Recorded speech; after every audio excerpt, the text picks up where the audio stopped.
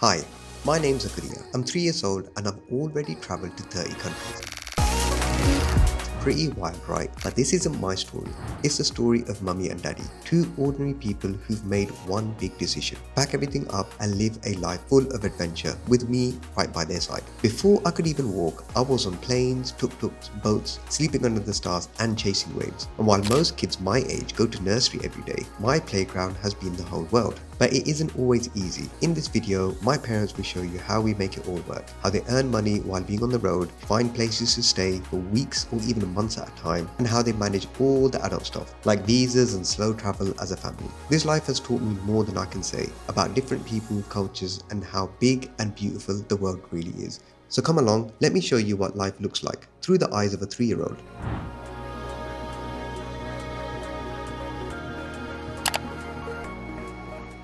Alright, let's jump in with the most juiciest part. The most common question that we get asked is, Monies! how do you fund your travels? And a big part of that, besides Irfan's full-time job, is content creation. So let's jump right in. So we've been creating content, posting videos on YouTube, Instagram, all that fun stuff for about 3 years now. And the first 2 years, we were kind of trying to figure out what we wanted to do, or what type of content we wanted to create. And I think we've got to a stage now where we know the type of content we want to create, but also we're starting to see some return on all that hard work that I'd say predominantly Nadia has put in over the last kind of couple of years. And we earn from different avenues. I have a full-time job as an IT consultant. We get brand deals and sponsorships on content we post across our social media channels, e-guides which we've created that our followers find helpful and purchase, and then affiliate marketing, such as getting commissions through links that we post on our pages. And income also varies from month to month. Some months we've seen upwards of £7,000, whereas others have been really quiet and we've only seen a few hundred. But that is with any business. With proper budgeting and planning, we're able to sustain a good lifestyle from content creation plus the full-time work I have also. So as long as we both have an internet connection, we can work pretty much anywhere in the world. And so for us, it's really important that when we are traveling, when we are on the road and when we're booking flights, it's making sure that we are booking flights that's not in the midst of meetings that we have to attend or doing client work. It's all about making sure that we can travel, get work done, and experience this beautiful world while we're on the road.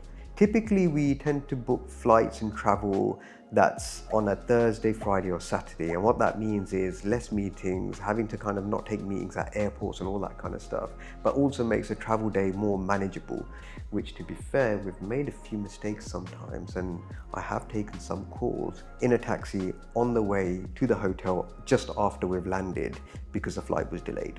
But that very rarely happens.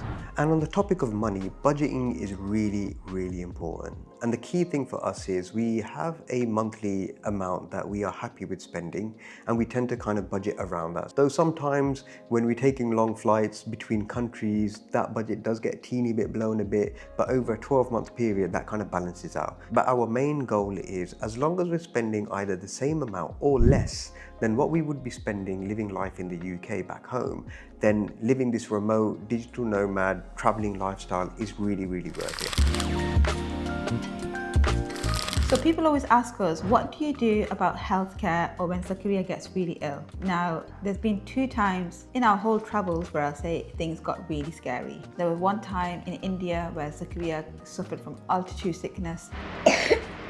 We literally flew from Delhi all the way to Ladakh. It literally within an hour's flight, we went from fairly normal altitude to really high altitude. And he was really, really ill. And to be fair, we were warned altitude sickness in Ladakh is a real thing. And so there wasn't really much ways that we could prepare for it apart from just kind of resting. But Zakaria got it really bad, didn't he? He got really bad where to a point he was struggling to breathe, struggling to sleep. He was just moaning, crying. And we've never seen him like that. It was really scary. At one point, 3 o'clock in the morning, 2 o'clock in the morning, like he's waking up throughout the night. He was really hot. And this is when he was first starting to speak as well. And he was saying, crying, and he was like, hot, hot. And I remember that just really, really broke my heart because that was the first time he was starting to speak and tell us what the problem was. And it was because he was really ill. And it was really bad. We were really concerned there, you know. So when you're traveling on short-term holidays, you might risk it, but if you're like us who are traveling long-term from country to country, you don't want to risk this at all, and you need healthcare. And especially when you have a little one like us, where you're covered for these unforeseen circumstances, you really want to make sure you have travel insurance.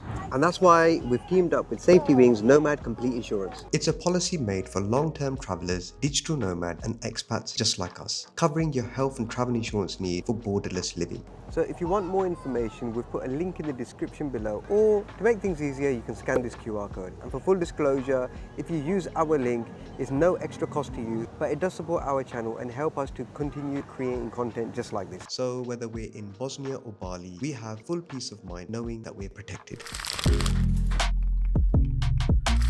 And there's no hiding the fact that we absolutely love the lifestyle that comes with traveling as well, full time, exploring, experiencing different countries, different cultures, and just generally different things to do.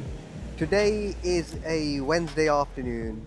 It's around about 4 p.m. now, 4:30 p.m., about an hour and a half before sunset. We finished up on the work for the day, and here we are. We just sat at a place which is literally like a 3-minute ride from our villa, and we've got this. The beautiful sea, coconut trees. We've got Nadia over there munching away on a pizza, and Zakaria here just playing by the sand and having his dinner as well. And you know, a lot of people say to us like, what about Zakaria's routine? What about his school? What about education? What about nap times? What about all this stuff? What we tend to do is, rather than creating a routine around a single place, we tend to keep a routine, but we do those same things in different places. Like, we wake up at the same time generally. We go out for walks in the morning, Zakaria's food, his breakfast, he has lunch at a certain time. We go to different play areas, and we kind of like keep those activities consistent wherever we go, so that we can repeat our routine pretty much wherever we are in the world, to be honest. So a typical day is we wake up in the morning, we have some breakfast at home. Nadia and I will get the gym in, then we'll go out for a walk in the afternoon, get some lunch outside somewhere, maybe even have lunch at home. And then in the evening, maybe carry on doing some work, or even just kind of like going out to a restaurant to eat. But these things you can repeat pretty much anywhere you go. Play areas are pretty much wherever you travel across the world. Restaurants, places to eat are everywhere. We tend to create our little workspaces, our work environment, and we adapt that to every single place we move to, so that we have this kind of sense of normality wherever we go. And that is really important to us. Doing those things regularly in different places helps that sense of normality despite where we are in the world. And that for us is our routine, and we absolutely love it. So one of the questions we get asked a lot from family and friends and from you is, what do we do for housing, especially when we're on the move so much? We don't really have a place that we call home at the moment, and moving around so much means endless hotels, guest houses, Airbnbs and all that kind of stuff. But when you're on the road like us, or whether you're even going on holiday, it really depends on personal preference. So if you're someone who likes to stay in hotels and have everything done for you, like room service, you want breakfast in the hotel cafe and have your rooms cleaned, etc., then hotels can be the one for you. Alternatively, you can go for accommodations such as private apartments. So really it depends on your personal preference, and each really has its pros and cons. So if you go for hotels, you get your daily room cleaning. So you leave for the day, come back in the afternoon, and your room is all clean for you. You can go for breakfast downstairs in the hotel cafe, and you can choose hotels that have certain amenities like gyms, swimming pools and all that stuff all in one. But it does come with some downside, and what that means is you have less privacy. You have to go through the hotel lobby and interact with guests or see people, share lifts and all that kind of stuff when you're getting to your hotel room. There's no segregation between the bedroom and the living area, which is really important when you have kids, by the way. And that's where we prefer private apartments, villas or accommodation, which is basically private rentals. There's loads of different ways that you can find these places. I mean, Airbnb is really your best place. You can use the Airbnb search to look around the area that you want to stay and use all their filters to really get a place that has everything that you need. Whether it's washing machine, you want a swimming pool, the entire place to yourself, how many bedrooms, all that kind of stuff you can filter on Airbnb. What we're starting to do also is search local Facebook groups in the areas that we're staying. And it tends to work better when you're staying for a long term, say like 3 to 4 weeks or even more than that. You can rent a place directly from an owner at the fraction of the price, usually 20 to 30% cheaper than what's on the booking platforms. The advantage of having say an apartment or a villa or a house for that matter is you have your own privacy. Another advantage is that segregation between the sleeping area and the living area, or the area that where you kind of chill from day to day. The other advantage is you can get really good accommodation like the one that we're here now in Bali, where we've got a swimming pool, we've got a private area, there's 2 rooms here, so one we're using as an office and one we're basically sleeping in. We've got a TV area, we've got our own kitchen as well, so we like to do a bit of grocery shopping, keep the fridge stocked up a little with some bits and bobs that we can basically rustle up a quick meal in the evenings rather than having to order something in or leave to go to another restaurant and eat. And that's really the advantage. And so really that's our preference. We like getting an apartment or getting a villa or getting say like a 1 or 2 bedroom house all to ourselves, so we have that space, we have that luxury, and we have that really homely feel no matter where we go. One of the more interesting facts is how complicated long-term stays can be in different places. So obviously every country has different rules around their visa regulations, visa on arrivals, paid visas, their durations and all that kind of stuff. And every single country is different when it comes to doing extensions for these visas and all that. So it's really important before you embark on your long travel journey, or you're going on holiday for like 6-7 months and you want to travel from country to country, is to really understand what countries you're going to go to and have a good understanding, or at least a basic understanding of what the visa policies are based on the passport you hold. Some countries allow you visa on arrival, so you don't even need to fill in any application forms and all that kind of stuff. You just rock up at immigration. And some countries you have to actually purchase a visa before you even get on the flight, and you have to show them when you're going and checking in at the airport. And trust me, we've done all of them. We've done 30-day visa on arrivals, we've done extensions at immigration offices, and we've even ended up not reading the fine print in some of the visas that we've got and got in a spot of bother. But yeah, it's really important to read the fine print and understand the rules and regulations of the country that you're visiting and all that kind of fun stuff that goes with it. It really isn't as hard as you think. And there's some websites, which I'll put the link down below, that can guide you through it. It's important to know where you're going, what the visa rules are, and how it's going to be. When we first started traveling, we were going from place to place every single week, jumping to a different country every single month, and it was really exciting for us. But soon the burnout was real. And eventually we were just getting tired of kind of like, getting a flight, doing visas and all that kind of stuff, and leaving country and kind of changing that whole culture all the time. And trust me, when you're traveling, you don't want that burnout. And so what we decided was we needed at least 1 or 2 places where we would call home or a base and look forward to going back to relax to after some intense traveling. And there's 2 places for that. Firstly, Bali. As you can see behind me, we've got the lovely rice fields around here. And the reason why we call Bali our home is because there is a big digital nomad community here. And a lot of our friends tend to spend a lot of time here.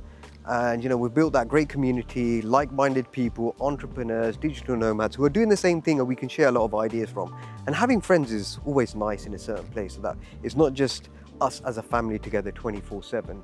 Zakaria has an amazing nanny here who he absolutely loves, and she is awesome. She's just like a family member now, and she looks after him. Her daughter spends a lot of time with Zakaria, and so he has that kind of little play group here.